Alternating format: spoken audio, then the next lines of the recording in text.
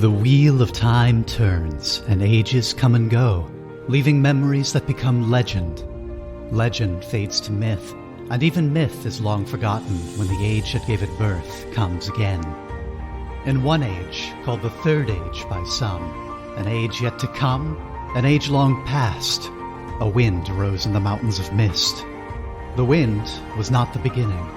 There are neither beginnings nor endings to the turning of the wheel of time, but it was a beginning.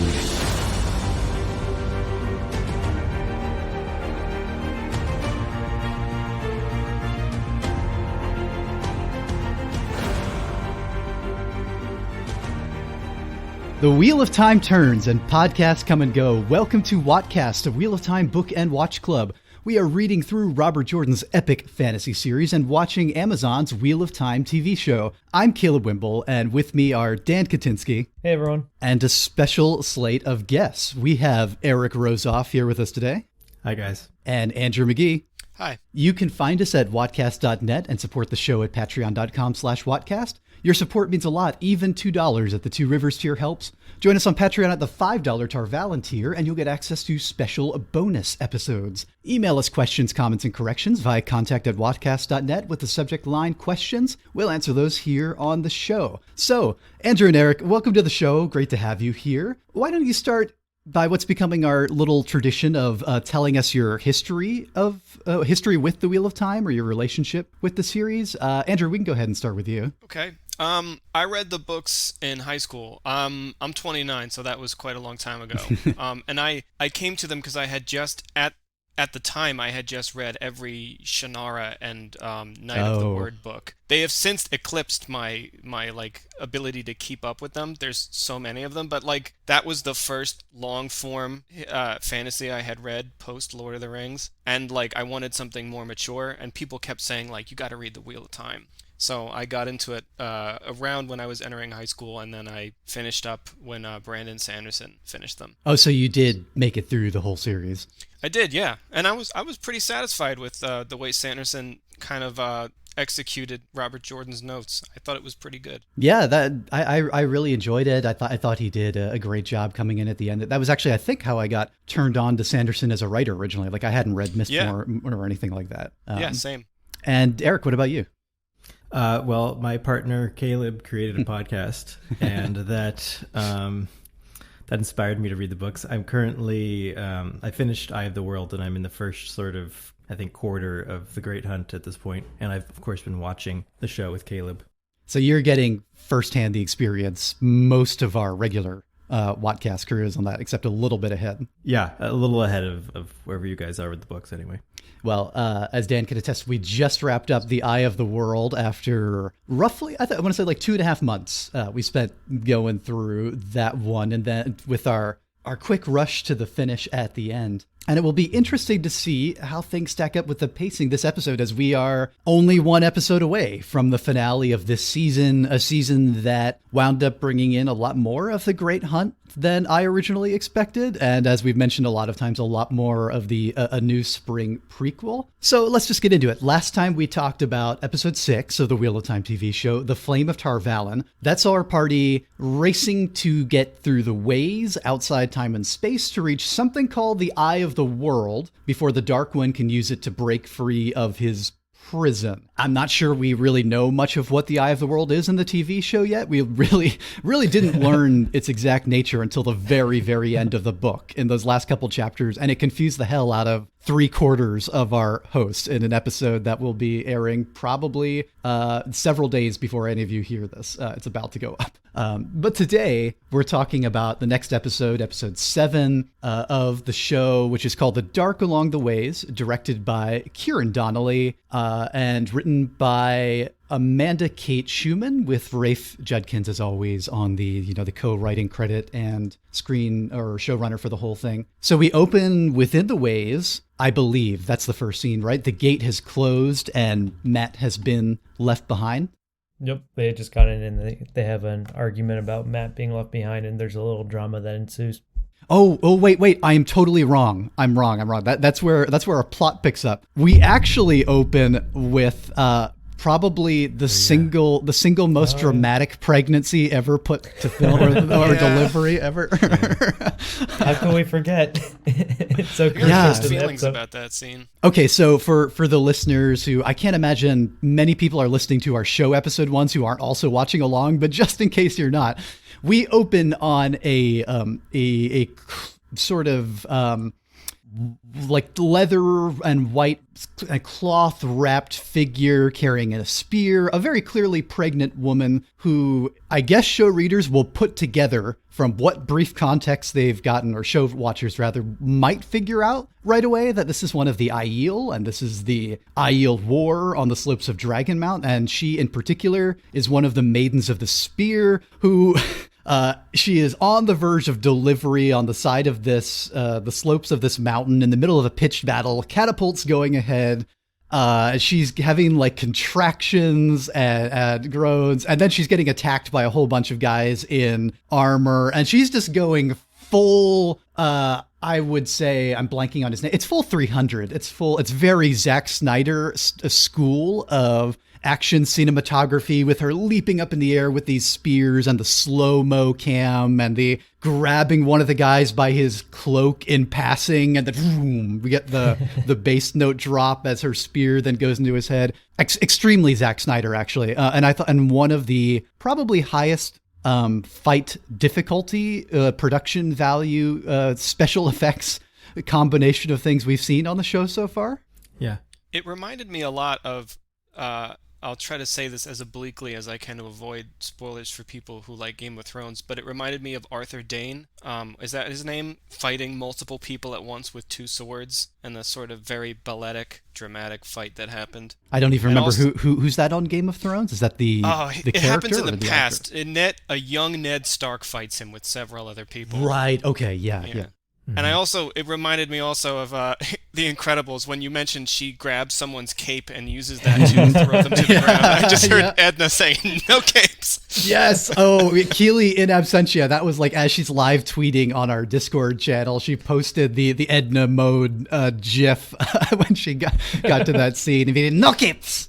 Yeah, I kind of felt like it was a missed opportunity though, this scene, because I did like it, and I thought it was a really strong cold open to just see like a pregnant woman covered in blood negotiating a battlefield, but like they kind of undercut the gravity of it by having her do some kind of exaggerated choreography. Didn't hate it, I just felt like it was really kind of fighting against itself, trying to deliver a cool fight and a really emotional moment at the same time. Yeah, I agree with that. It went less realistic, and it has the problem that all films, or most films, especially Western ones, film and TV, that tried to do large fights with one person fighting many people, that if you pay, I have to kind of ignore it, but if you pay any attention to the people on the side that are not supposed to be in focus, they're always just like flailing around, and they would have been effective if they were actually trying to do something. But it's like the Star Wars Snoke's kind of what's his grand office room or whatever that Rey and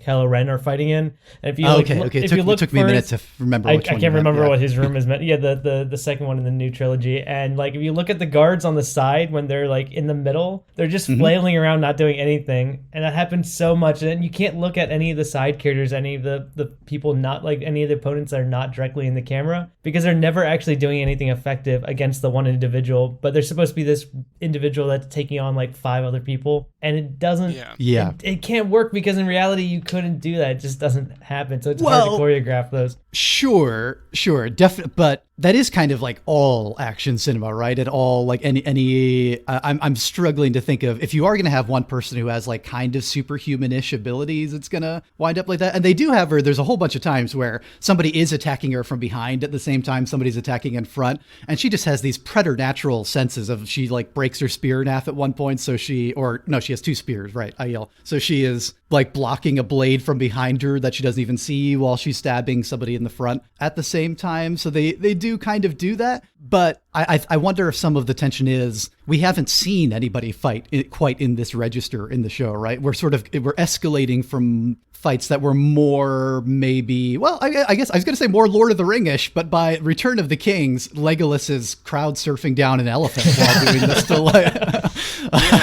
like 100 orcs at once. So maybe not. Maybe this is like fully within, like, Lord of the Rings has room for Boromir kind of grittily fight it like the orcs are coming kind of one at a time as he's sort of doing this, but also dying over the course of this. Actually, maybe this is more in line with that scene, although he wasn't doing these balletic flips and leaps. Because what this has to do, remember, right, the viewers of the show who haven't read the book probably don't really know who Aiel are, or have heard like almost nothing about the Aiel War at this point, right? Or why people are so terrified of Aiel. Yeah, they needed to establish that. Yeah, my husband Josh was like, I hope she's not a regular human, because this seems very implausible that a pregnant lady could be fighting off like all these other guards at the same time, and like while having contractions and everything. So he was a little taken out of the moment because they didn't give any context to this. They haven't indicated that Aiel are superhumans. So he's like, how is this woman doing this? It didn't really line up for him at all. So he was like very confused in the moment. But he's like, this is very Hollywood.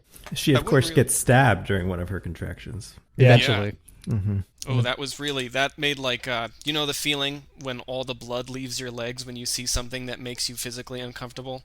And you're like, that was a very cringy moment. In a good way, though. It made the scene effective. When somehow the baby didn't get stabbed, but like the angle made it look like it went directly. Like, I was confused by that, because I was like, the baby really should have been affected by that, shouldn't it? Like the location of like where the blade went. Like yeah, and actually, I think like the whole scene sort of, I think, runs right into that question about Matt and the sort of, is it a creative decision that he's leaving the cast? Is it a casting decision? I mean, the time. I mean, the way that the shot worked is when it ended, the next sort of shot we had was of Matt, sort of the door closing on him. He, of course, has a dagger. That's pretty powerful, and she was stabbed by a dagger. I don't know if this is coincidence, but it definitely raised the question in my mind if there's some sort of creative play there with the characters. And in the book, we know it's Rand who's born in that context. Yeah, actually, I was even struggling to remember. So we get later in this episode flashbacks of Rand's learning of his birth circumstances from Tam in the fever state. Did we get none of that in episode 1? Like, we've had characters say Rand looks like an Aiel on the show. Like Loyal was one of the ones who pointed that out when he met him, and Rand is always flustered and like, no. But is this the first episode the show lets us know that he was also a foundling like Nynaeve? Or did we get that established? His father talking to him in the woods wasn't in the first episode. That was only in this at one. All. So it almost seemed like edited out for either time or just to kind of emphasize the reveal here. But it did make it seem abrupt. And I saw other critics thought the same thing, that it just like, there's so many reveals this episode, and from the context of folks that are just watching the show without reading it, it could be very confusing that they kind of keep doing flashbacks to stuff that seemed like they happened but didn't. Like, we didn't get any of that context. Was there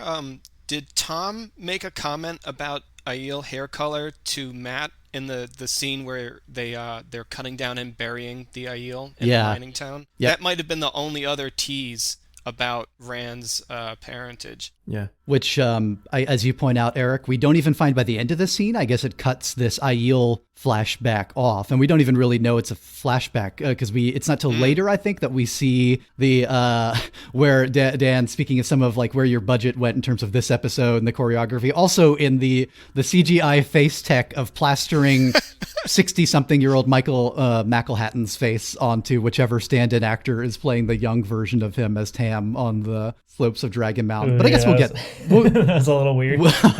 We'll get there because we do, after our opening credits and intro sequence, we get into the ways, and like you said, Eric, all the drama initially is around Matt getting left behind, or rather choosing to stay behind, and seeing again the ways ceiling shut as he's out there, and immediately the party plunged into drama about whether to go back for him, of which Moraine is having none at all. Mm-hmm. And of course, the surprising departure from the book. Yeah, a lot of departures this episode.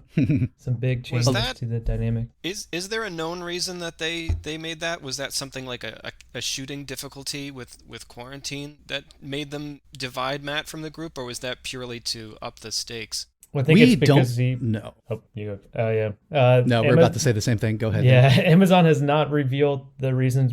Neither the actor nor Amazon have revealed why Matt's recasted. I think the recasting decision is now evidently being shown that it happened during production, is my assumption, and that this episode and the next, he got kind of booted off the show, and that he's not going to be in the rest of the season one. To be clear, we don't. Nobody has said he was booted off. They've all said that he left. Yeah, and nobody is, and nobody will say why. But also, everyone only has praise for him on the casting crew when they talk about working with him in season one. Yeah. So I'm gravitating towards some, I don't know, something deeply personal going on. / I hope it's not, terminal illness or something like that. But that's what it reminds me of in other productions in the past, or of actors who have, like, I don't know. It's feeling to me like more like possibly like a Chad Boseman situation in the last year and change. So I hope not. But we have no facts whatsoever. This is something we've talked about on the show a couple of times, that it's the most tight-lipped that I could ever remember any production crew being about something like this, and there being no rumors. There's rumors. Nobody has leaked anything as far as I know, and everybody is being very for whatever reason they're being silent. They're being silent on this subject. But what is we it do at know, least possible that it's a creative decision? It's possible, yeah. But and I'm almost wondering that in this episode, though it does usually. But to that point, though, usually it's almost feeling like an NDA or medical reason, as Caleb just listed, which I didn't think of. That would be really sad. But like, it's very much like an NDA where neither the production or the crew are saying anything, and no news outlets have any facts about it. Everyone's just talking about the departure with no background. So usually, if it's a creative decision, the producers or directors are like fine talking about it and explaining the rationale behind it. Like even Sense8 had more, like when they recast Cafius, they had much more dialogue as to what happened, and people had background as to like why the actor departed the show. But this, we haven't gotten actor? anything. Which Cafius, I missed the bus driver in Sense8 when they recast in between seasons 1 and 2. Oh yeah. There was more background on that, but we haven't gotten anything for this show. Right, that was one of those more clear-cut, did not agree with the directors and their vision, did not get along personally with them kind of thing, right? Where we sort of have, But speaking of dissent among the ranks within the show itself here, so for whatever the external reason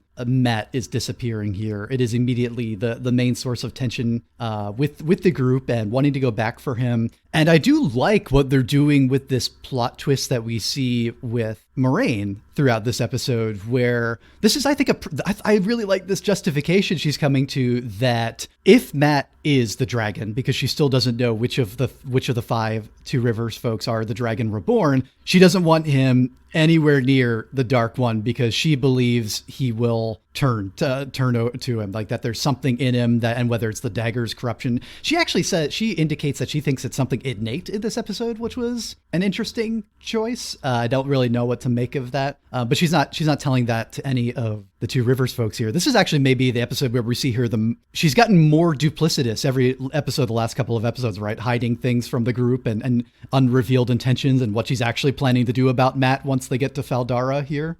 Mm-hmm. Yeah, I don't know did I miss this, but did they give rationale as to why the dragon has to go to the Eye of the World? I know they're all like, a lot of the tension in this episode is from the fact that only the actual Dragon Reborn will survive. But what is, so that's why they all have to go, because they don't know. But then like the others die and they haven't really explained why that happens. Like, and how do they know the Dark Lord's going to be there? They keep acting like they're facing the Dark Lord and that he's going to be at the Eye of the World. But I thought they're trying to get there before him to either guard it or like take it away from the spot. I don't know. They haven't really given much context in the show. They did, but it was with it a lot of exposition in the last episode. So the quick recap version, something we talked about on last week's show episode, was that they reversed the Dark One's position here. In the book, the Dark One is at his most powerful yet and is almost about able to break through the seal on his prison enough to reach the Eye of the World and to take its power for himself and break out and use that power of whatever the eye is to break free from his prison.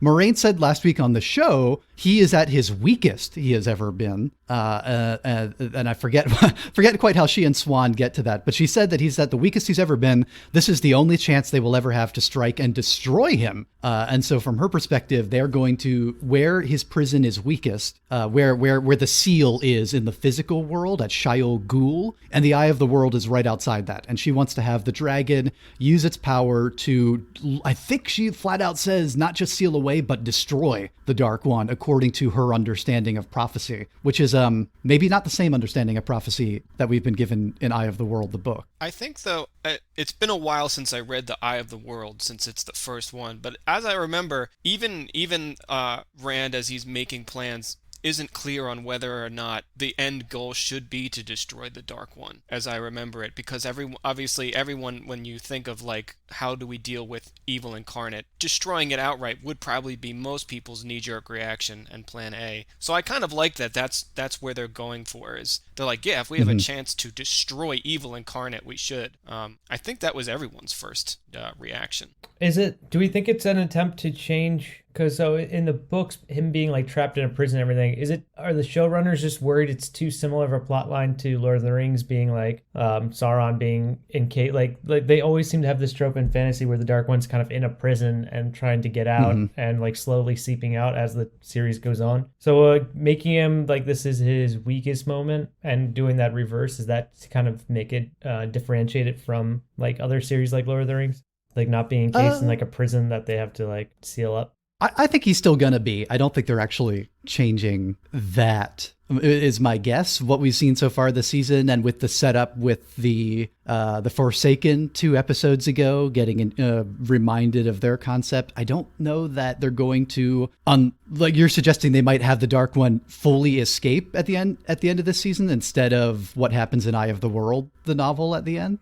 Well, you're saying it's the reverse in that. So in the book, he's at his most powerful and about to break out, and then in here he's at his weakest. So they're going to strike him and kill him. But if he's contained, then why do they have to kill him in the container? Why did they do that earlier? Well, because she says he's going to get stronger and he's going to get out eventually. But what's the rationale, though? Oh, well, they didn't kill him the first time he was sealed inside, is because whoever did the sealing was not capable at that time of destroying them, even though that was everyone's desire. So they sealed him away in the strongest material that they at the time were capable of conceiving. I won't mention it, I guess, because spoilers. But yeah, but he has a prison and he's contained simply because they couldn't kill him. And her rationale in the show apparently is maybe we can finish the job that the people who sealed him away were not capable of prosecuting to its logical conclusion. But I'm confused though, because if he's been in this prison, then why did they? And the Eye of the World's been kind of a known fact. It's not like it was just discovered. Like it's been around because only the Dragon Reborn can use it. Yeah. Okay, so that's where that connects the dots then, because then they have to get him. That's what she has said that. Yeah. In the show, in the Eye of the World, the book, we know that only male channelers can access it because it's pure Sayadine. Like it's a concentrated reserve of the male half of the One Power, untouched by the Dark One's corruption. That's all stuff that we learned in the last couple of chapters that we talked about. But I think the show has said the dragon, maybe. they keep changing who can do things, like kind of like the ways and who can navigate that. And it just some of it becomes kind of weird, like Moraine activating the ways when it's supposed to be for like Loyal and Ogier to kind of navigate and travel through, and it was a gift to them. So sometimes like when they change, yeah. They also changed. They can't seem to make up their mind about whether men can see women channeling and vice versa, because they established verbally that women can't see men channeling, but then they have Logain becoming awestruck when he sees Nynaeve channel for the first time. Wait, so apparently, when did they say that?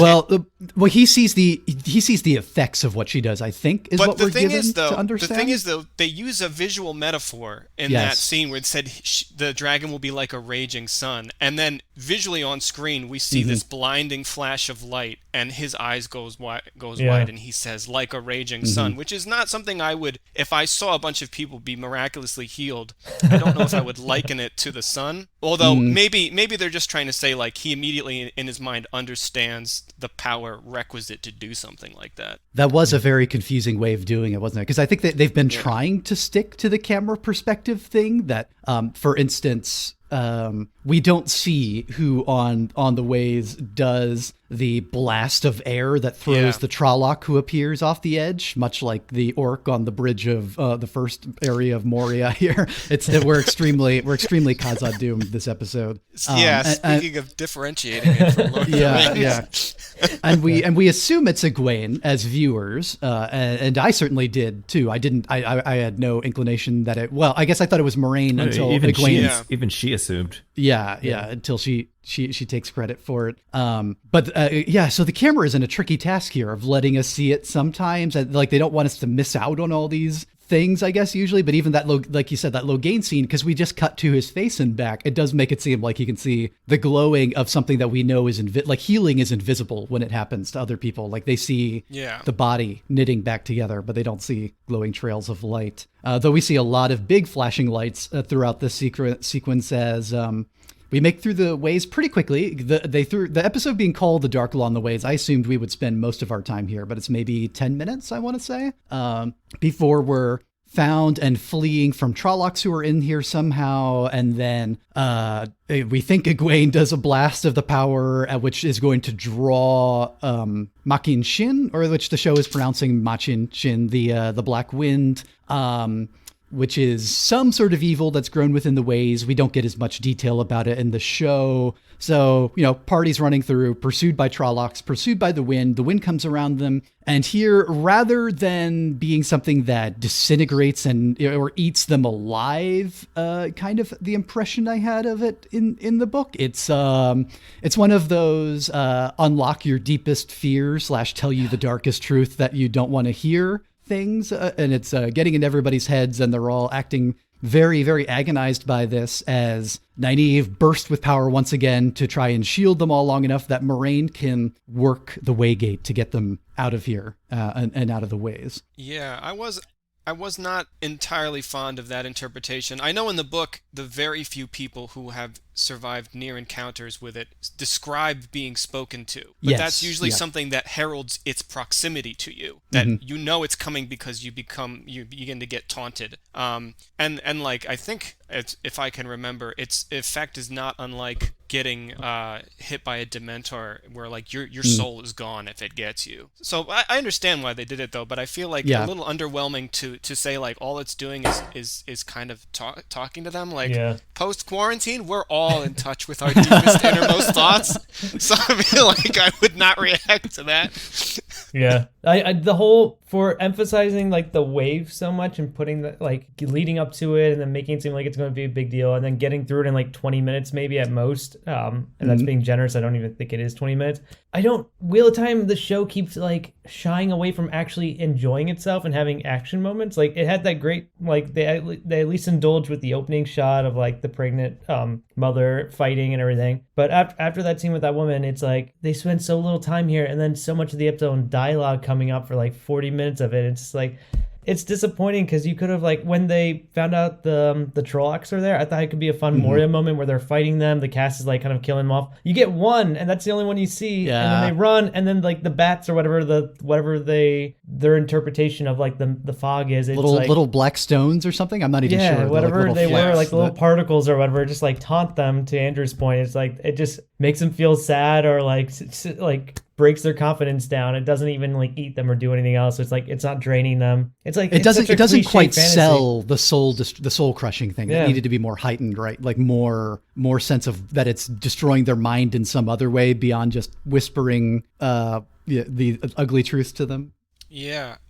I do like, though, one thing I think that scene set up effectively was that when they get out, they're all sweaty and panting and emotionally drained. And then later, when you see Padan Fain just swagger out of the Waygate like he's just been in and out of a Trader Joe's, I thought that was kind of cool. Even though I think they've underserved foreshadowing him sufficiently so far, I thought that was a great moment when you just see him walk out just whistling without a care in the world. Yeah, huge question there. Go ahead, Dan. No, I I agree with Andrew. I think that was like a good shot and fun personality given to his character. Yeah, which is very, very different from how he appears in the books at this point, where he is he's Gollum by this point in the Eye of the World, and he's just raving and filthy and desperate and starving and just awful. But I'm totally down with this change of direction. Yes, and I really like that shot that you talked about, and the sense of him coming in. I like all the stuff throughout this episode. I do want to know, can he channel in the show? Because we just established in 2 episodes very clearly that only a channeler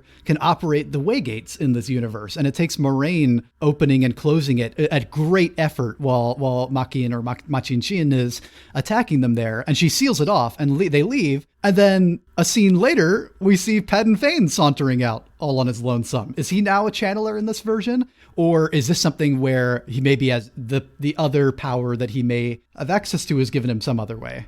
It's a good point. Do they really say that you have to channel to be able to open the way gates in the show? Yeah, they have Moraine do it. Well, they have Moraine do it, but do they say that's the only way to do it? Because if they do, that really limits the options. I haven't read more than just the first book, but like that limits the options of who can enter and exit the way gates. I was very surprised by it. We talked about this because I'm like, wait a minute, the ways were built for the Ogier. They were a gift to the Ogier who expressly cannot channel, and they have, they live on steadings. It's a plot device. And you operate them in the books by manipulating the carving and moving like a little bit of the carving to the correct part of it. It's like a puzzle sequence, again, sort of, Gates of Moria thing. If you know it's supposed to be easy. But it really does change it because Moraine has to do a very complicated weave of spirit, it seems, every time to get the thing open. But yeah, maybe there's another way, and because we're just not privy to it at this point. We're getting a first-hand understanding of why Robert Jordan needed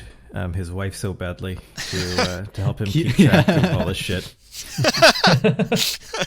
Yeah, definitely. Speaking of contrast with Fane's put together appearance, is how Moraine comes out of here looking, like you said, Andrew, the most haggard we've ever seen her, like the redness around her eyes and her hair, which has always been, I've noticed maybe last episode and this one, which was always so put together and so, almost as elaborately done as the Two Rivers folks. It's getting more and more frayed, and she is not taking time to comb every morning. That's like a theme throughout this episode, especially, it seems. Like we're seeing Moraine look much more unkempt and sort of frenzied looking than she ever normally does, which is interesting given where we get by the end of the episode and what's changing about her as a character here, what she discovers about herself. We get into Fal Dara, which I thought that was a pretty cool model they have for the city here on the edge of the wasteland. We get like a sequence going up the bridge. It's different from how I've pictured Fal Dara in the books, but I'm down with the vision they have here, which reminds me of various ancient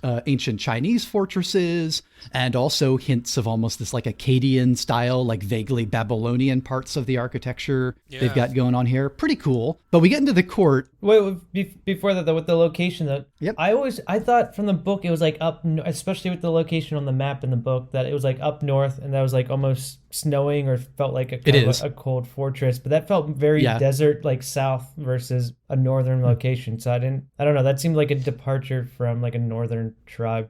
Yeah, we've talked about how they've like sort of done away with the whole winter thing in general, and the major theme of the Eye of the World, that winter is lingering much longer than it should be, and everything is covered in snow. It's like non-existent in the show. I think for fairly obvious reasons, though, is again to differentiate yourself from the other epic fantasy on the market, one of which was very much winter themed. Winter's coming down. That's a good I get it. Yeah, I get it. And they've also changed the nature of like the border with the Blight here, because in the book, they have to it's a 2 days ride to the Eye, and they the landscape transitions gradually. Here we find out by the end of the episode, like you walk 2 steps out of Fal Dara and there's just there's a border.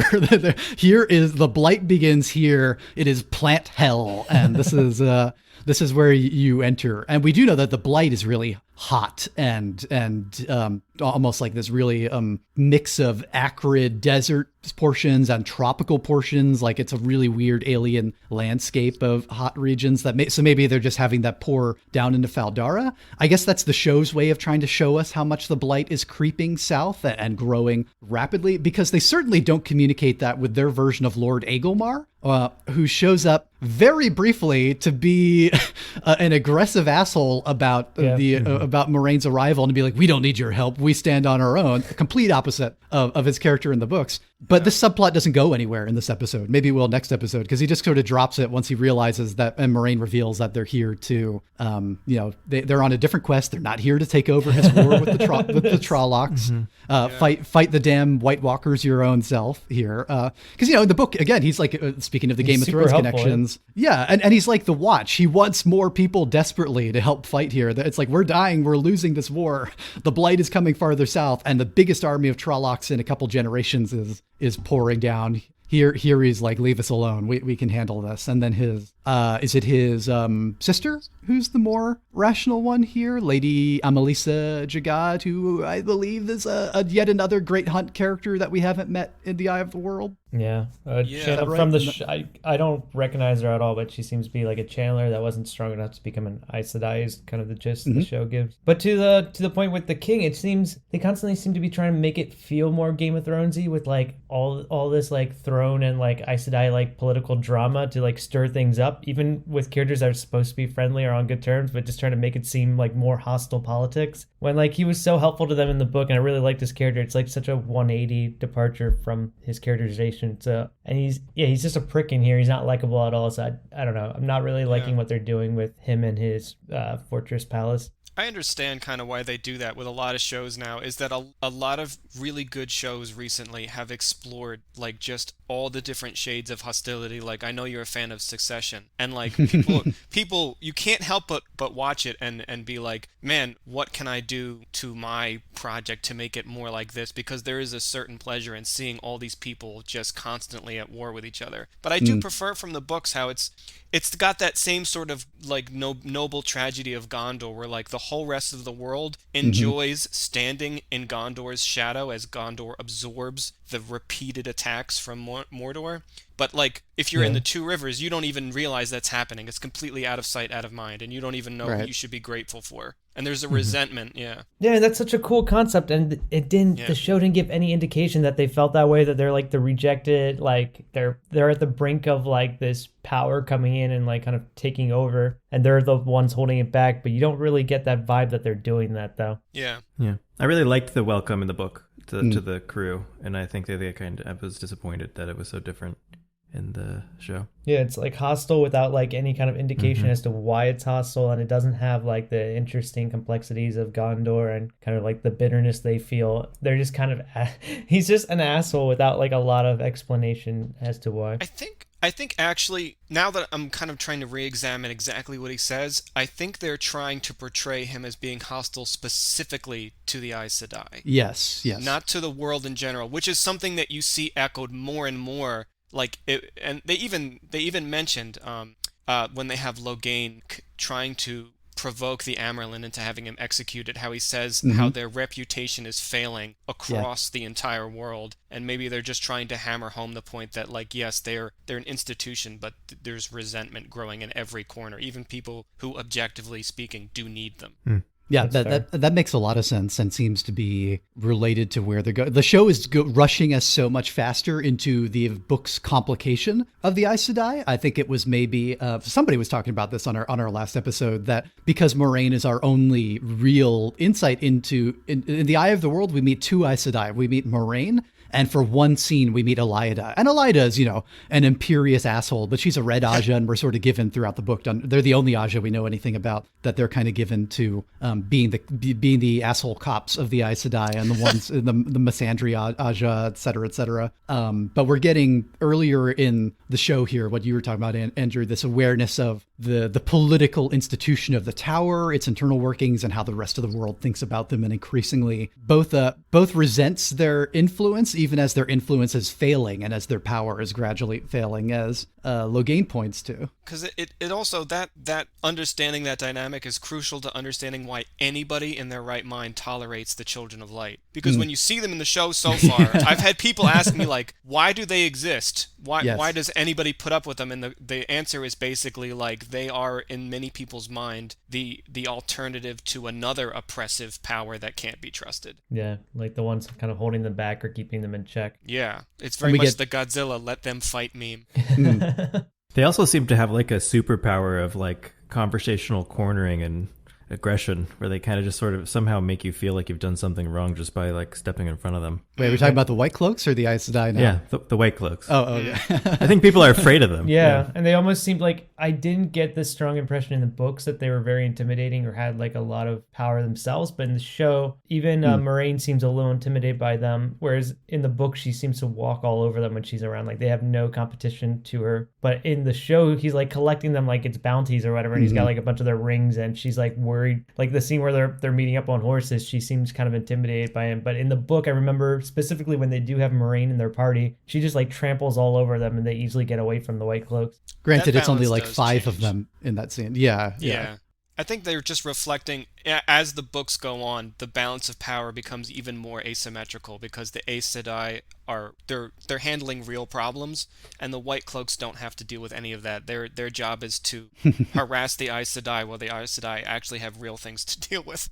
I feel like the White Cloaks do sometimes probably get real dark friends, but it's probably because they just accuse everyone who seems remotely suspicious to them, and execute 50 innocent townspeople, maybe kill a dark friend or two along the way. Occasionally show up late to a battle with actual Trollocs. Yeah.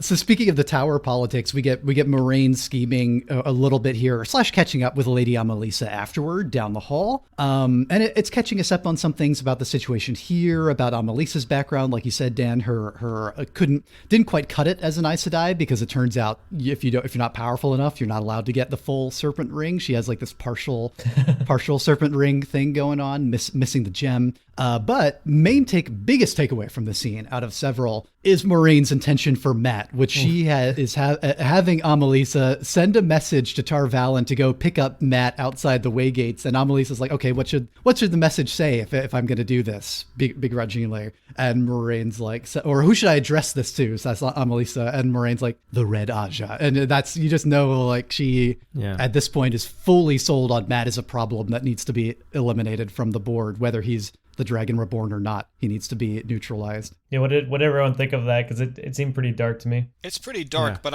it kind of answers the earlier question of if separating Mat was a creative decision, and whether or not it was. It certainly has afforded them creative opportunities, because Mat is my favorite character flat out from the entire series, but it does take quite a long time for Mat to compete with for your attention with Perrin and Rand. And giving Mat this complexity of stuff that's happening to him is definitely going to give them stuff to do with Mat in the next season that probably might not have existed. So a little bit of a happy event there. Sounds like you know more than I do about his future. So, but I'm excited to see what happens. Hopefully he doesn't. Hopefully the actor is not dying, and that maybe it is a creative decision.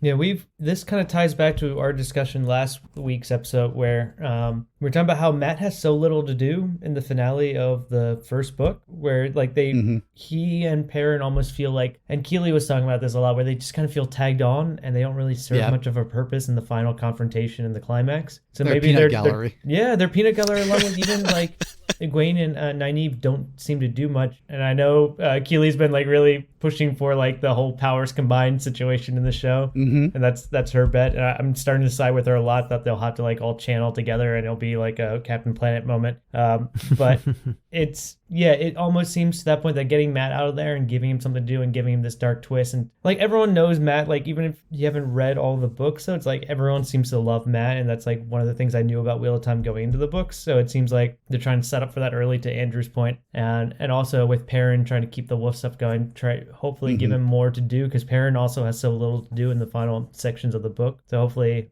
they can kind of tie that in a little more, and in the next episode kind of deal with that better. We get to the market stall scenes right after this, which is where Perrin with his "Tell me what your wolf eyes see," Perrin here for the second time in this episode spots something that nobody else does, which is Padden Fane. Right. Oh, he also he was the one who spotted the Trolloc in the ways, or he spotted something in the ways. He spotted the defaced guide stone. I Right. believe. Yes. Oh, that's right. Yeah.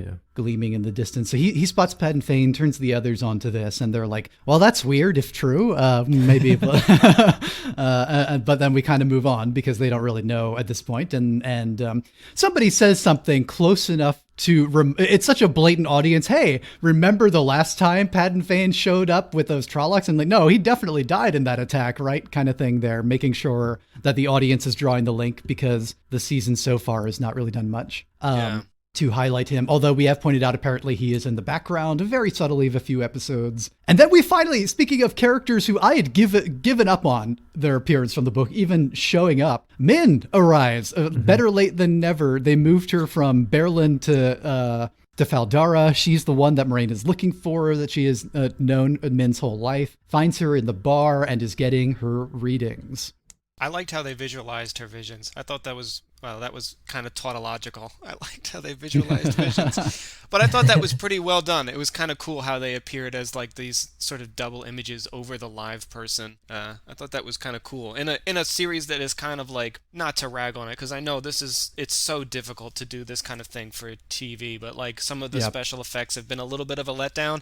I felt that these were appropriately restrained and like just low-key enough that you can imagine somebody living functionally and in a society and doing a job every day while being bombarded with this. So it's like not so disruptive. Yeah, that description's really good, because we were talking about that in the books when we got to that section of like, how does she function in society or even like perform daily tasks, because she's constantly having these like what sound like super intense visions around people, and Jordan doesn't really describe whether or not it's like in her head or if it's kind of like overlaid on top of what she sees every day, or like if it's like behind them. It's kind of like left to the reader's discretion. And we even get the sense from the visuals we see that these are not complete. Like we're seeing like little fleeting impressions that she sort of draws from, because we'll see like of the vague imprint around one of them, or Perrin's face sort of twisting, or we'll see the little sparkling stars, and then she's able to draw much broader inferences. Like they still have more meaning to her that she can explain a dialogue beyond the brief visual that we see of each of them. What do we think of Min as a personality here? I feel like immediately she's different, or at least her relationship with Moraine is different and a little more hostile. And Moraine is a little more, even though you get the sense they've known each other forever, Moraine slightly threatens her about like revealing her secret. It seems like a tacit threat, but it's like, the White Tower is we're keeping your identity under wraps, man. You could be hunted or worse if people knew what you were and what you're capable of in this moment, in order to get her to give these visions. Whereas we see them, I think, more in a more friendly light in Berlin in the Eye of the World, but even though we're mostly seeing it from Rand's perspective then. I think I may be misremembering also, but I like how they make her, by and large, unimpressed with Rand upon their first meeting, which is something like, it's kind of refreshing, because I really love the books, but sometimes when people of import meet in the books, there's usually like some fawning or like terrified awe in one quarter, and just seeing her be like, dude, what do you want? It was it was kind of cool. She's like, I get it, destiny, all that good stuff. Do you actually want to know this, or are you wasting my time? Yeah, that was a good scene. I don't know if it would destroy future plot, but I thought that it was a missed opportunity for a genderqueer character, given that she's described as being so. It definitely would have kicked up a fuss from the neckbeards, but I would have liked it. Oh, I forgot about that, because they have that whole, we were like mocking the way the book handles it, where they kept being like, you couldn't tell, like the way they were framing it for Rand, because he's so immature and just like sheltered. Like they kept, what was like the phrasing Jordan kept using? Like he couldn't tell if it was like a man or a woman or something like that. Yeah. Which is not something that we get in this. I was a little disappointed by that as well. I'm not disappointed with the performance. It's Kay Alexander. I don't think we have named her yet. And I really like the way that she's playing Min in the scene. But yeah, she's in makeup. She's got earrings on. She's got her hair back. She's not dressed like a princess or anything, but she is still presenting like obviously feminine here in the show, and wearing she has like this low cut like women's halter top kind of thing going on, or something like that, and she has like a rough look to her, sort of, but more just like that, the edgy tattoo bartender kind of person. I was also disappointed, like Eric said, about missing the opportunity to lean into the fact that she has, as described in Eye of the World, wears men's clothing in a men's fashion, has a men's haircut, and the male perspective character is literally not certain of gender upon seeing Min, and is flustered by it because Rand's the small town sheep farmer who's never seen anything in his life outside the same 22 people. Min's her aesthetic strongly reminds me of Belters from The Expanse, especially, and her and Siwan as well have these very geometric tattoos. Immediately reminded me of a lot of the ink work you see on Belters. I wonder, especially since Amazon owns that show, I wondered some of the staff, like some of the creative team actually worked on this, and if there was like overlap there, because you're right, definitely Belter persona, like tattoos and clothing and personality.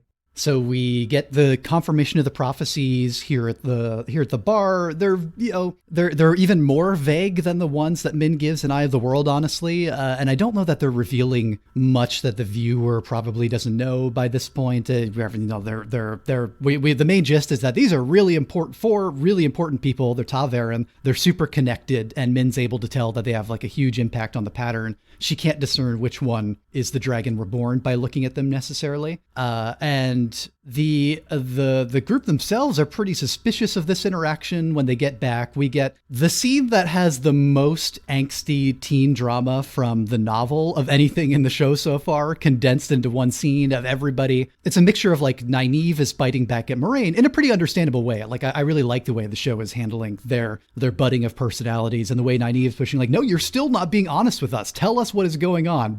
You've been lying to us every step of the way without lying, and yet you expect us to throw our lives away for this thing. You've got to be clear here, and we'll make the decision for ourselves. But then while that's going on, with Nynaeve confronting Moraine in this moment about whether they're all going to go to the Eye of the World, if it means that 3/4 of them will die and only the Dragon Reborn will live, which Moraine seems weirdly certain of, then the younger ones start arguing because it comes out that Rand realizes that Perrin has some feelings for Egwene, and all the sort of like jealous kind of, we talked about like the middle school tensions from the Eye of the World really come out in the drama throughout this scene here, getting pretty petty and possessive with each other. I don't remember if there was anything between Perrin and Egwene from the book. It's long enough ago. Is that something that's in Eye of the World? Or is that something that's completely like, I kind of gathered from that scene that it was almost like a delayed reaction to what they heard from the wind taunting them? Yes, yeah, for sure.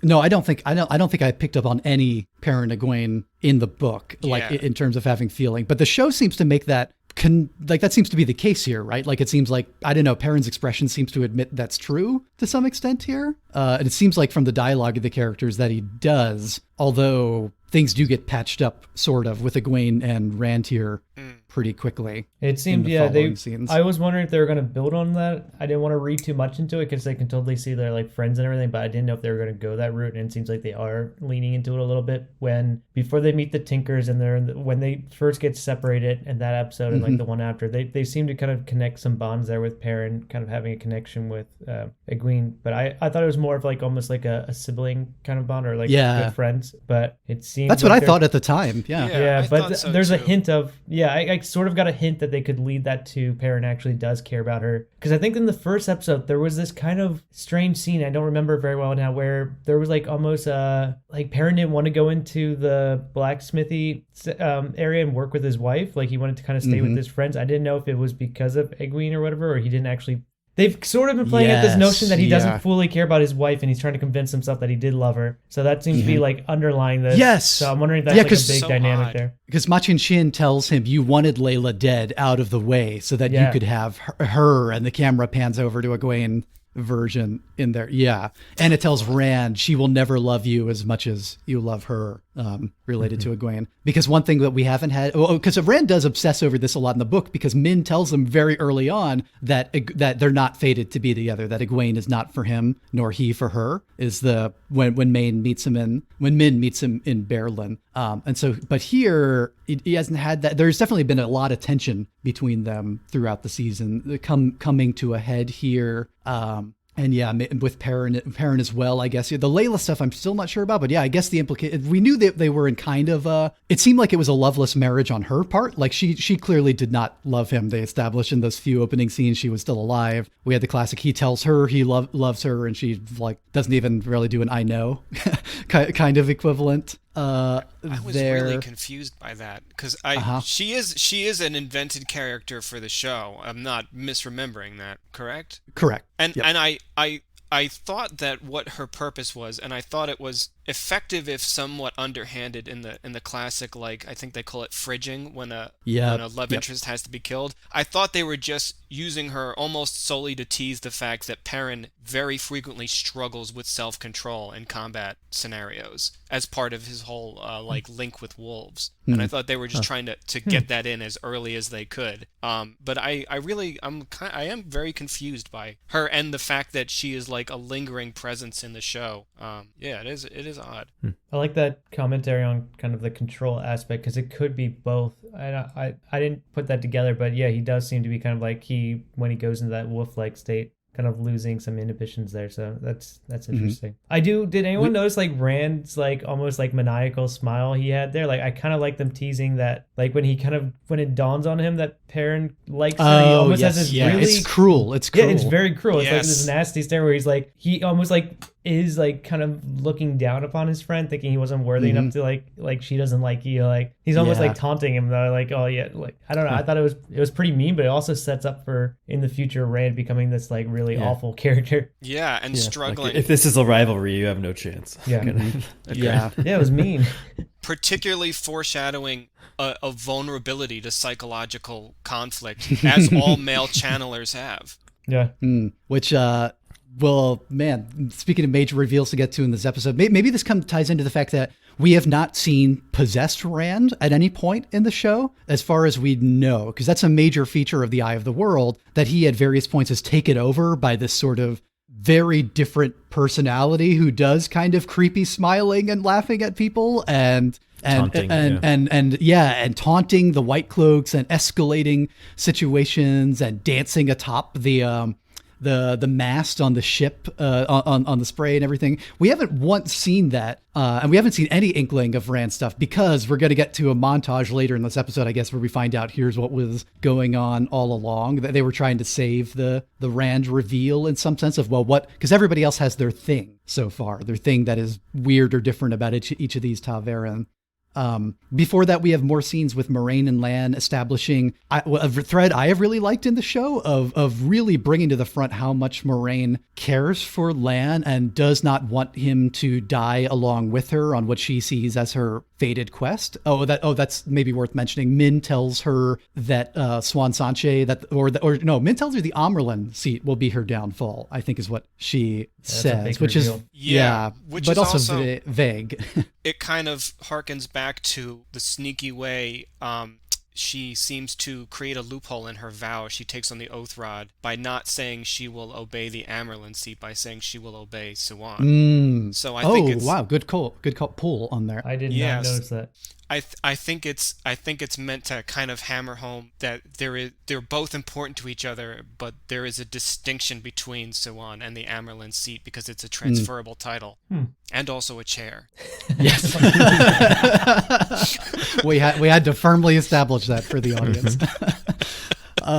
And handing off in several ways. The Lan relationship with Moiraine scene here is Lan going to visit a local family who are maybe, I think, also from Malkir, like other survivors, other Malkiri survivors, and this very warm, like this is welcoming him as Daishan and having this meal, and Nynaeve follows and looking out from the inside. And then Lan kind of Batman teleports the second she looks away, and Lan is standing. That aggravated me. Behind her. Right. What did he have to do to get there? He must have had to shove himself up from the table and just launch himself down the back of the house and run out around the house to come out the alley. The editing was so bad. How did he explain that to the people he was having dinner with? Like, hold on, I really need to impress this girl. And he just breaks through a window. Yeah. Totally silently. It was so abrupt. I actually assumed the first time that I saw it, I had to rewind. I assumed that perhaps Nynaeve had been indulging in a sort of fantasy, like she hadn't actually followed him yet, and she was imagining where he could have been and sort of fantasizing about somebody she was romantically interested in. But then it was real because then they actually go inside. So I do like I did like the scene of showing a warmer side to Lan, who is like extremely laconic. But the editing was kind of like fighting that scene there. It almost reminded me, I don't know why, maybe it's because of the holidays, but like Christmas Story and like or like Scrooge, everything, and kind of like the ghost and everything, like staring in at like the family. I don't know why, but her like just creeping in on family. Yep. Like having their meal is just like a very Scrooge moment for Nynaeve. And the big difference between how this plays out between the two of them here and in Eye of the World, we've talked about how they've accelerated all the characters a lot in terms of development and accelerated where their relationships go.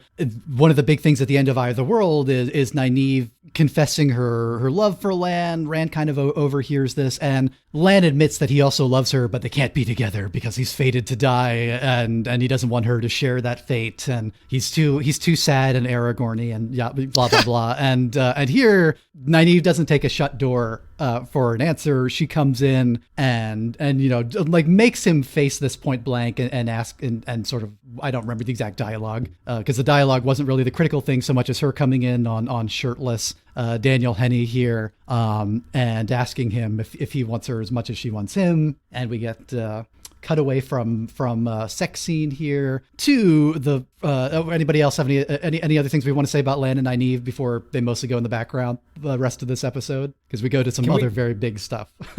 I would only point out that I think that there is as much effort from Lan in that encounter as there is from Nynaeve, because like he probably would have anticipated, if he knew that she was watching him from outside a window and could teleport behind her, I think he knew she would come in, and he like set up really excellent 3-point lighting to accentuate his physique. Like he ran in, arranged the room, and then contrived to be shirtless. I think they're showing that these are two people who are like, they know that their deaths are probably never at any given point from now for the rest of their lives going to be too far away or within their complete control, and they're convincing each other and themselves to indulge in this. Yeah. But from an aesthetic perspective, it is refreshing that usually, especially fantasy, always has like the lingering shots. Like it's always the woman who has to be like, they switch the dynamic with Wheel of Time, like the show version, where it's usually like the women that are stripped down all the time and are getting like flashed, like you have like the Princess Leia's of the world and all that, and it's always like the women. So it's kind of refreshing that Lan is like the shirtless one all the time, and now the trope is having these really hot guys that are always like kind of stripping down in fantasy. Yes. Because there's always like women getting kind of exploited for that. It's like the female characters wore nothing. But in the scene, Nynaeve has her clothes on in like both shots. It's always like Lan is like the stripped down one. Usually, whereas like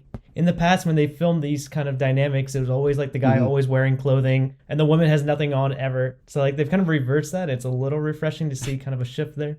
We have a great cultural debt to The Witcher for introducing the bathtub trope. It's true, yeah. That scene in episode 1 had to be a Witcher homage, right? It had to, yeah.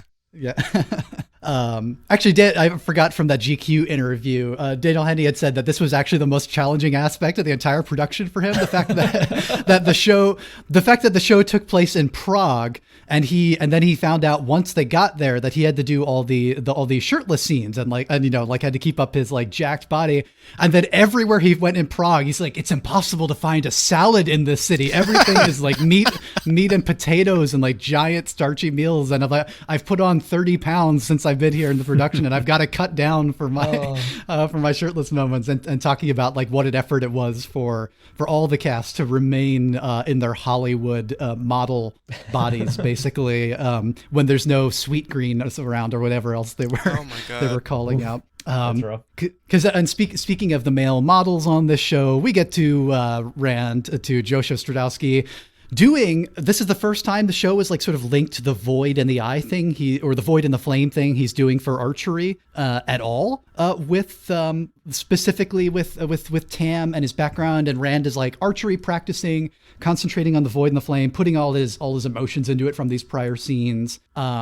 It's interrupted briefly by Egwene showing up and having what I thought was a pretty touching moment and a much, much better version of their reconciliation here, and Egwene saying, I don't want to leave you. I don't want to become an Aes Sedai if I can't be with you. And then Rand being like, but every Aes Sedai needs a warder, and I'll come with you. I actually thought this was pretty sweet. I don't know how it landed for all of you, this little their romance moment of the episode. I liked it, yeah. I liked it. I just think we're getting it was the pacing of the show. Well, it's like like we had some action in the beginning, but then it spends too much time kind of building up like, oh, this is the penultimate episode, so we got to have everyone kind of have these dramatic moments, some that resolve in the episode, some that are lingering from the past. But it almost felt too orchestrated to kind of have everyone wrap up their emotional arcs or get them along the way further, and it's just like one to the next. And I would have liked something to break those up, because it's just like bouncing between those different like reconciliation moments between the characters. Oh my God, this is the BioWare RPG, catching up with all your relationships at the camp before going into the final battle, isn't it? I thought it was kind of interesting as a mixture of sincerity from Rand, gesturing that he's willing to concede to Egwene's version of her own future, which he very, very visibly before was not comfortable with and had some resentment about, but also sort of maybe almost resigned, because I think at this point he knows he's going to do his whole reckless, I will go ahead alone because I've figured out that it's me. And I thought maybe I was reading too much into it. I thought I picked up that he was consciously trying to put a nice bow on the end of their arc together, because he knew something she didn't. He's saying goodbye, you mean? Yeah, you're right. I didn't realize that at the moment, because they actually don't do the reveal until the very, very end of the episode, or close, like it's like 2 or 3 scenes from now where you find out that he knows. Yeah. It's after he and Egwene sleep together, and he wakes up and goes back to archery. I forget he does that again. He goes back to archery and then to Min. We're interrupted by, I was wrong. We're interrupted by another Lan and Nynaeve scene where he tells her his whole Valkyrie backstory. It's pretty much the same as the book that we get from Lord Agelmar. I don't know if we need to go into all that lore, all that like Last Lord of the Seven Towers stuff. That's pretty much brought fully intact from Eye of the World. And then we get back to Stradowski getting out of bed with Egwene, going back to archery, and we get the flashbacks. We get him going to Min to find out if he's the dragon, which then launches into the Aiel flashback again, and the baby, because she's revealing she saw a baby born on the slopes of Dragonmount, and this is where we see young Tam, CGI transplanted Mackelhattan face, in delivering baby Rand, and we find out that is baby Rand, confirmed here for first time show watchers here. And then his Aiel mother dies, played by Magdalena Satova. And then we see all this whole sequence of flashbacks of Rand was channeled. Rand is not only did he know something was up. Yeah, he's known he was channeling throughout this whole adventure in a way that he did not in Eye of the World. Actually, it's Moraine who has to tell this to him when she and she doesn't even know it until after the Eye of the World scene, right? Until after the final battle of the book.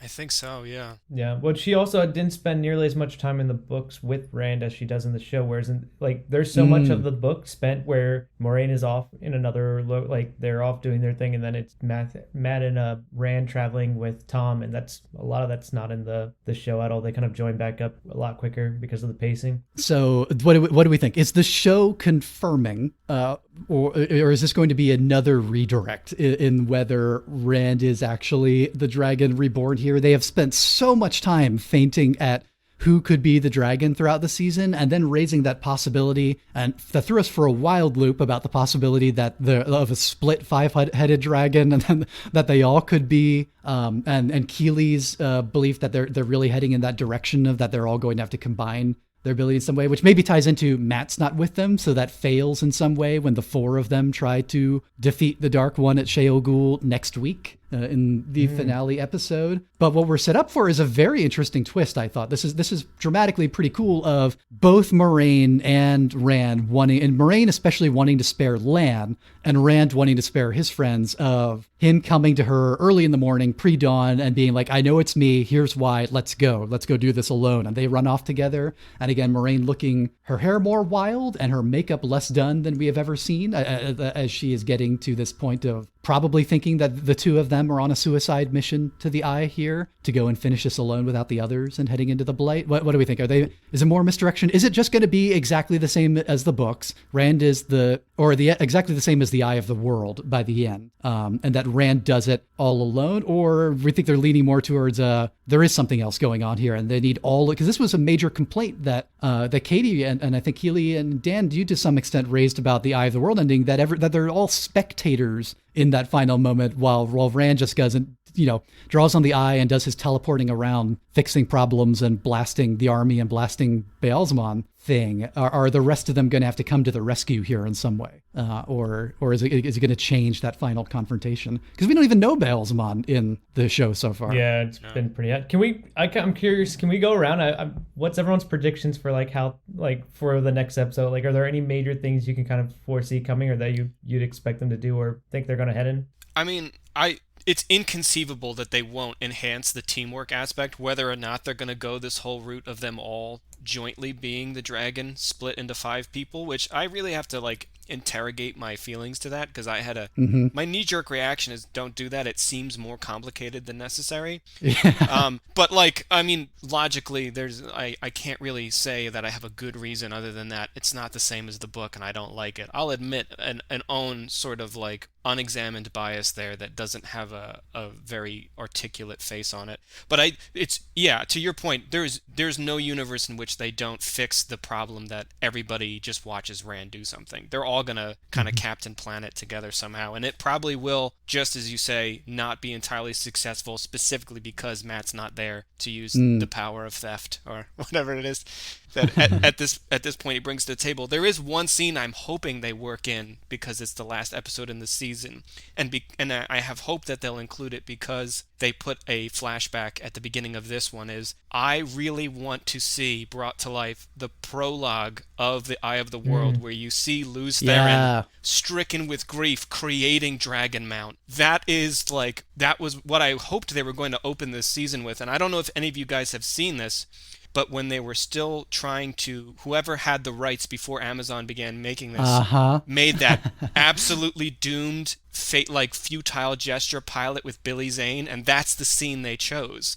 And I don't recommend watching it. It's just a fascinating piece of TV history, because they only made that pilot because their agreement with the estate was we retain the rights as long as we have done something with it within this time frame. Yeah, and they aired it at 1 or 2 in the morning or something Eastern to make sure nobody watched it, because it was just execrable. But they had to do it for legal reasons. But they picked the one scene that I was like, I've always loved this scene from the books. It was a really strong opening. And you aren't the only one too. I've seen a lot of fans comment in different forums and comment sections that they were disappointed that they had changed the opening of the whole show to be that new scene capturing Logain versus having this prologue sequence. Was that? They did make an animatic of it. There is an animated version of it on Amazon Prime. Yeah, but I'm hoping since they had this flashback that maybe during the actual conflict when Rand taps into the Eye of the World and channels, that maybe he'll have this flashback to being Luz Theron absolutely losing his mind and drawing in this absurd amount of the power and destroying himself. I just had another thought and I completely forgot what it was. Well, while you're thinking of that thought, I'm a little scared Green Man's not going to show up at all in the show. They haven't mentioned him. Yeah, I can see that. They haven't mentioned him? No, not even remotely. It's so sad because we were trying to envision what in last week's episode of the podcast. Yeah. We spent a lot of time trying to think about ways they could envision him, and I'm they might just cut him completely. Yeah, they may for budgetary reasons, if nothing else. No. They keep fewer CGI characters. They're saving for a Trolloc army, right? They have to do at least the Shadow Spawn army with the drag cars. They flying didn't mention that no? either. So they're not even gonna, because the kings I'm spacing on the location and his name right now, but they go off. Lord Agelmar. Yep. Lord Agelmar goes off and has that fight. They didn't mention that at all this episode. So I think they're nixing having that fight happen at all. I think they're going to attack. I think the next episode is going to open with the Trollocs, with the Shadow Spawn attacking, because Padden Thane is there in Fal Dara.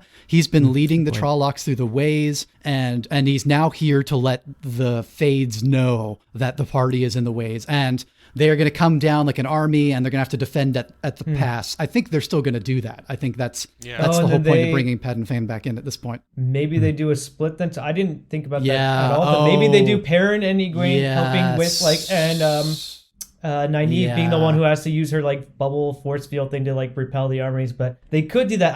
I'm so annoyed because I feel like every time we think they're going to do something cool and creative, the show story always takes the least budget restrictive way of doing things in a lot of not always, but yeah, I most of the time I feel like they avoid having large sequences, large shots, and they go whatever is the cheapest way, having a lot of monologue and kind of character connection moments that don't cost a lot to produce, and they spend 30 minutes of the episode doing that, and then the 10 minutes of the episode. So like I figured they're just gonna be. I know, but like they I were feel like that's not their problem, about the budget and everything though. I feel like money isn't their problem. Because there's plenty of series that don't have a lot of money that do awesome things with very little money. Like there's just little things that they can change. Like, you know, we're talking about having like absurd choreography and a pregnant woman. That's not a money problem. Yeah. No, but it does feel like, I don't know, I wish I didn't have this feeling, but like I don't get this with like The Expanse and other shows too, where I constantly feel like they're kind of dipping away from doing things because of budgets. And I'm like, it's in the back of my brain all the time. I'm like, are they gonna make this as cool as it could be, or are they gonna like kind of cheap out on it, like, and go like the dialogue heavy route? And I don't know, I'd like to see some more action pieces, kind of making the pragmatic instead of the creative decision. Yeah.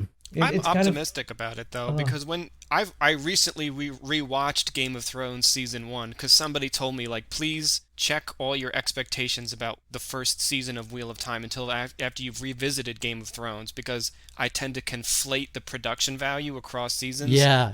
And there's great disparity. Like that was hard earned. What they ended up, the money they ended up being given, and the resources they had at their disposal. They had to fight for that. Yeah, and we only know the budget for the first episode of Wheel of Time, which was their most that was their most CGI heavy by far, and it had like a lot of Trollocs and full costume and everything. That one was about a $10 million budget, and that included the burning down the village and everything. The Game of Thrones unaired pilot for the prequel from a few years ago was given, it was either $25 or $30 million for their pilot. Oh my God.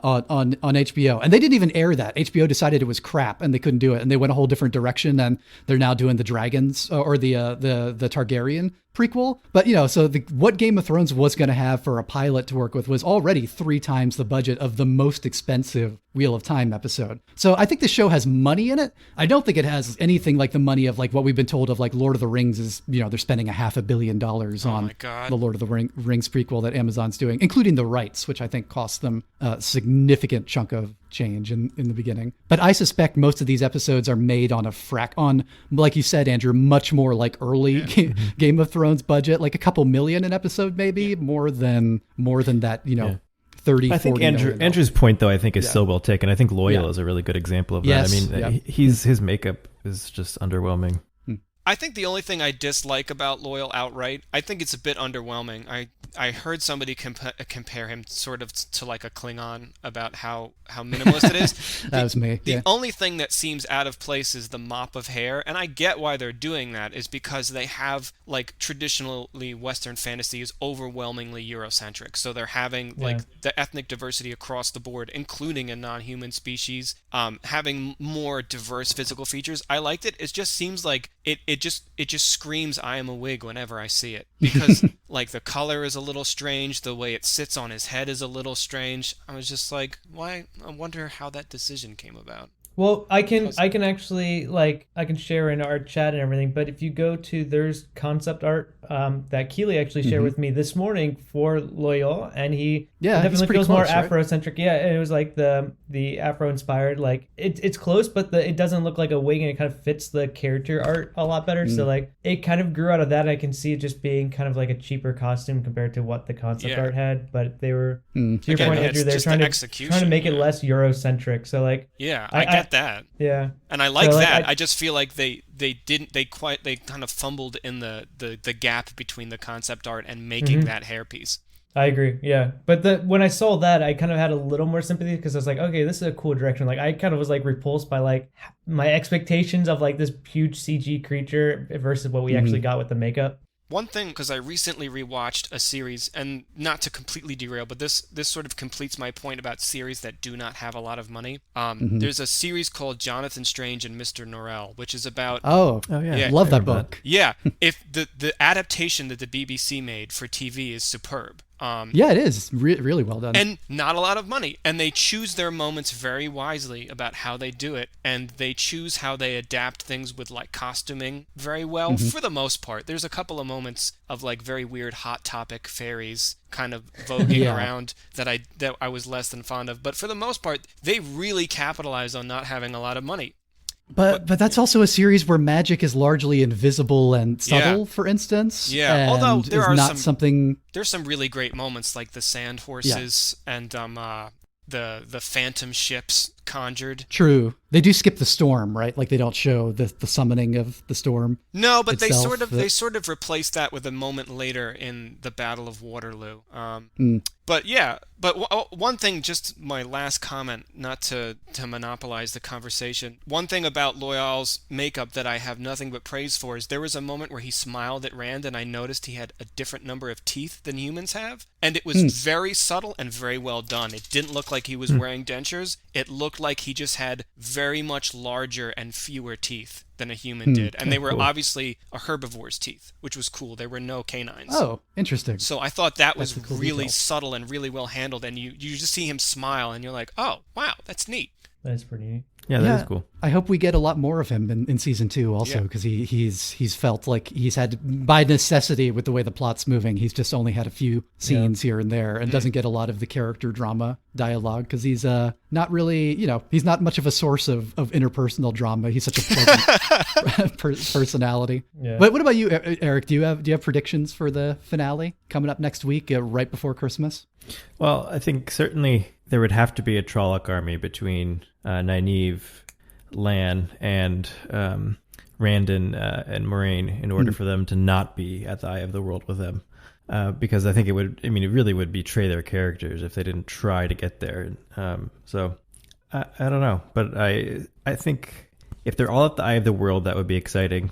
And I think it also would be exciting if there were a big battle kind of at the same time. That would effectively, again, be the Gondor thing, right? Of half the crew like holding the pass outside Mordor to draw the Dark Lord's attention, while the smaller group sneaks into to Mount Doom. Andrew, a huge prediction, like from something Andrew said earlier in this episode, that now I'm wondering if it's going to be swapped, like a character swap. So Padden Fane being like kind of skipping through the gates and kind of having more of a presence to him than like a Gollum aspect that we were talking about a little earlier in this call. I wonder if Padden Fane is going to replace Agenor and Balthamel, if they're not going to introduce those two characters yet.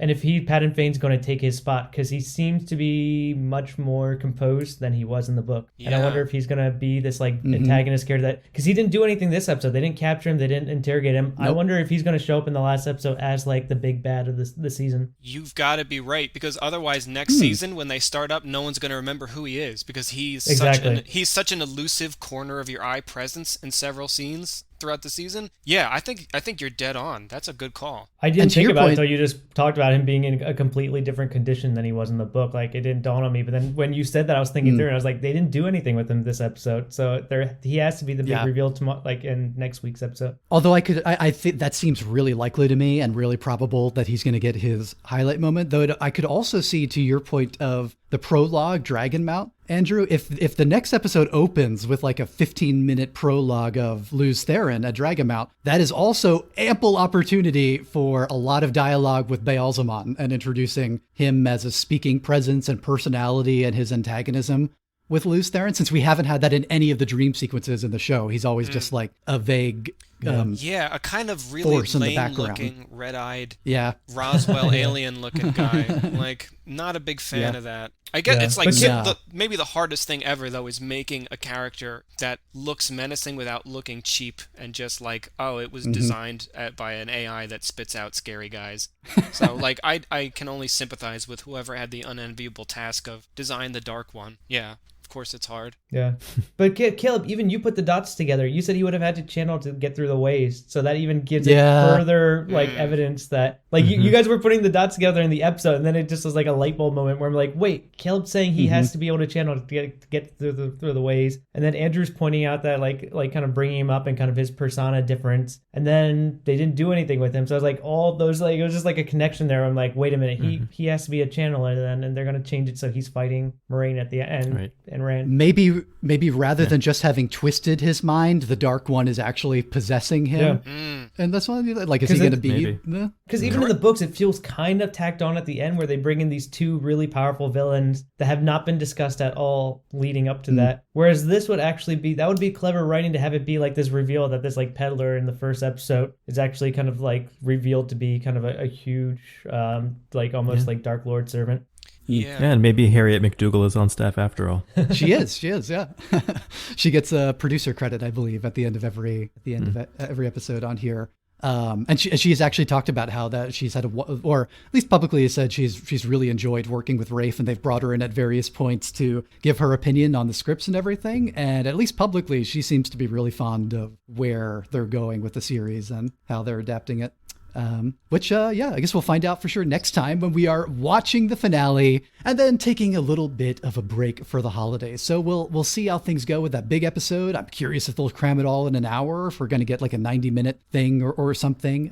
Find out next time. This episode of WOTcast was produced by yours truly. You can find me on Twitter and Instagram at Caleb Wimble. Dan, where can people find you? You can find me on Instagram and Twitter at PansyDan. Eric and Andrew, it has been awesome having you this week and coming on to chat with you about the theory crafting and what we thought of this episode. Thanks very much for stepping in and joining us here. Thank you. Thank you. Remember, you can find us all at wotcast.net, follow us on Twitter and Facebook at Wotcast Podcast, and support the show at patreon.com/Wotcast. Your support means a lot. However, just as much as monetary support, your moral and social support matters arguably even more. If you leave us a 5-star review on Apple Podcast or your podcast platform of choice, that helps so much in bringing in new listeners, or even just sharing an episode on social. You can very easily, even if you don't think you have that many, friends who might be interested in the Wheel of Time, maybe it turns out you have more than you do, because every single time somebody shares, we get a huge spike in listenership.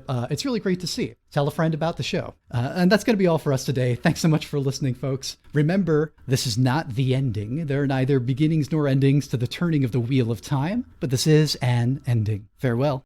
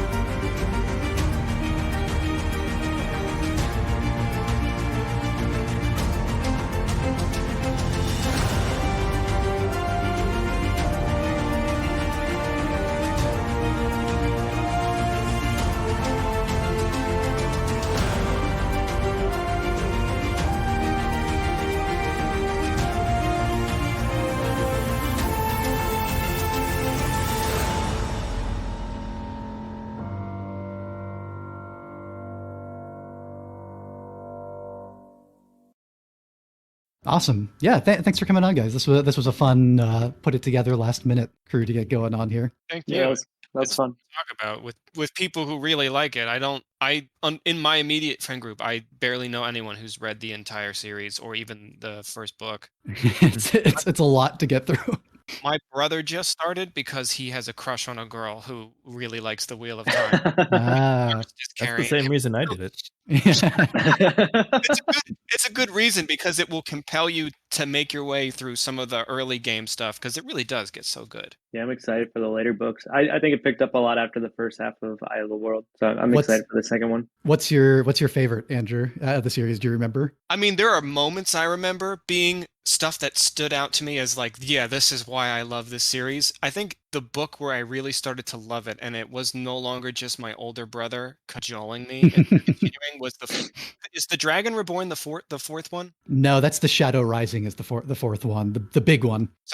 So which one is the Dragon Reborn is the third book. That's the Great probably where I really started to be like, yeah, I love this. But I mean, there are certainly standout moments. One of them didn't make it into the show. Was I really loved the moment in the first book when Rand sort of Taviran like bumbles his way into the court of Andor. Yes, Oh yeah. yeah, that's a great scene. Yeah. And it first explains something that I thought they could have done instead of CGing young Tamil Thor's face on. If they had explained how rare Heron Mark swords were, seeing the Heron Mark on his sword Yeah. pointed at the Aiel woman would have been enough to connect them. But I really love that scene in the first book where he's insisting he's just a nobody, and then someone points out that he's carrying a Blade Master's weapon, and immediately the atmosphere of the whole scene shifts. I really love that whole scene. It's really good world building. Yeah, they've only barely gestured at that in the show. They showed like the Heron Mark briefly this episode, and they showed mostly to know, so you knew it was Tam's sword at the beginning. But it's not really been mentioned at all, has it? What a Heron marked blade wielder is. I don't think they have, and if I'm not mistaken, is Lan's sword also Heron marked? Because I know Lan is a blade master because he's one of the people who sits in judgment of other characters later in the series as they are given that title. But I don't know if Lan ostensibly keeps one as an identifier because it is something. It's voluntary. He does not, because his is a sword of the Malkiri kings who have he has a special sword. Yeah. So it'd be sort of like, oh yeah, it's a given. He's one of the kings of Malkir. Of course, he's supposed to be a blade master. Their whole job is to fight fades. Yeah, it reminds me of something I've noticed in the show. I'm going to see if I can find a picture of it. In the show, the handguard of his sword has an interesting projecting shape on it that I think, and you only really notice it when it's in his sheath, but I think it's inspired by real Japanese swords have a spot in the handguard. You're talking about Lan or Rand? Lan specifically. Japanese swords have a spot in the handguard where a set of hand tools for keeping your hair neat can project through and be stored in the handguard. Huh. So if you look at the tsuba, the handguard on his sword, there's a small vertical peg. Oh yeah. In a real Japanese sword, there's a socket there where anything from really nice chopsticks to tools for combing your hair can be stored. And it's interesting. I'm wondering if that's what that is, or if that's just a piece of the sheath that locks in because it's on his back. But anyway, it looks like it. That's my nerd moment. It's like, the deal with his very interesting handguard on his sword. Yeah. I'm sure we'll be seeing a lot more of that sword next week. Yeah. Do you guys want to join on at all well, actually, Andrew, you're going to probably be back with your mom, right? We're doing, for the final episode, we're doing like a last call for this season of WOTcast for, I think, Christmas Eve, you said, Kel? Yeah. Can't be relied on for that. Yeah, we figured most people wouldn't be. It's gonna, Christmas Eve, be a tough call, around 3 or 4 p.m. your time. Yeah, it's gonna be tough for my most entire people. time at home is going to be a black hole. My mom has been making me watch this very hot new Christian TV show called The Chosen, which apparently it's very well known. Apparently, it got $10 million in crowdfunding to make it, which is like pretty impressive for any crowdfunding thing. Although slightly cheapened by the fact that you can put Jesus on anything and reap an absurd amount. Joel Osteen being the crown example of how easy it is to crowdfund anything. But it isn't the worst show I've ever seen, and I know that they're going to have a Christmas episode, so I'm sure I'm going to be. I'm Ooh, sure I'm going to be Apple with forced that. to watch that. Is it going to be like a flashback because they started with him as an adult or something? Yeah, they What? start with him as an adult in his ministry, so they're probably gonna have a flashback, and it's probably Hmm. gonna it is very amusing. I'll say this: I would never have chosen to watch it if my mother hadn't made me like as a request, like please watch this with me. I don't completely resent having been made to watch it because it just kind of drove me further into my own convictions about like the Christian. Um, but one thing it has been tremendously gratifying is hearing all of my hyper dogmatic Catholic relatives object strenuously to the smallest deviations from what they've been taught. They were like, at one point, Mary makes a joke about being pregnant out of wedlock, and they're like, she would never have done that. I was like, what? How the fuck do you know? Oh, because this is a Protestant show, right? It Yeah, looks it's like an I'm looking. evangelical Christian Oh, show. it's written, directed, and produced by Dallas Jenkins, who is It the is. son of Jerry B. Jenkins of Left Behind. Oh my God, Oh God. that's a God, family the legacy painful right series. there. Yeah, I gotta say, not the worst series I've ever seen. Although it did do some things I strongly object to. For instance, it implied that the way a character became possessed by a demon was as a sort of PTSD after effect of rape, which Jesus Christ. I found absolutely. Talk about victim I can- blaming. Jeez. Yeah, I cannot condemn that in the strong enough terms, which is Oh. just like the very concept of demonic possession as anything other than a way for a culture to understand mental illness is just laughable to me. So I found that part utterly disgusting. But the rest of the show, honestly, I'd give it a good 5 out of 10, honestly. Jesus has That's so strange funny. kind of wisecracking. I did not know that's what that show was. Because The Chosen is the name of a Jewish novel I really love by Chaim Potok, and I thought that's what this was going to be. Talk about just like Complete taking opposite. everything. The complete opposite of that. Oh. Yeah. Well, All enjoy right. that. Yeah. have fun on your visual Christmas. Oh yeah, Yeah. it's gonna be great. All right. Have a good rest of the weekend, guys. Yeah, nice Get talking. Seeing y'all. Bye. Talk to you later.